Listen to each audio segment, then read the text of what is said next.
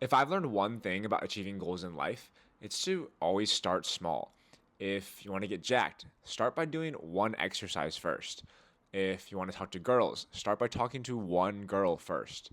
If you want to be the next Elon Musk, start by successfully owning, running, and selling a simple small business first. Which is why I'm against the whole hype and trend of search funds that have been blowing up the past few years. Basically, you have a bunch of 25 to 35-year-olds who have gotten into and successfully climbed the Wall Street corporate ladder, but are now looking for something more ambitious.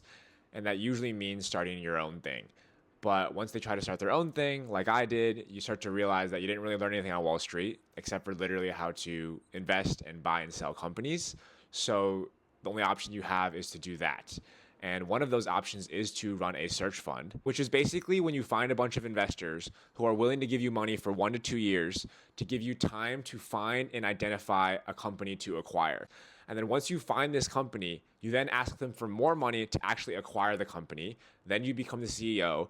Then you do your magic and fix and grow it to eventually sell it at a better price for a lot of profit that you then give back to your investors, and then you give a lot to yourself as well. The reason it's so popular for ambitious 25 to 30-year-old finance bros is because it's a relatively quick way to become CEO of a relatively big company.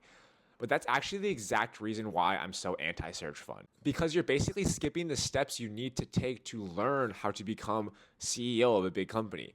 It's like taking roids instead of learning how to lift consistently every single day. It's inevitably going to end terribly. You've probably never run a company before. You're probably not an expert in this industry or field.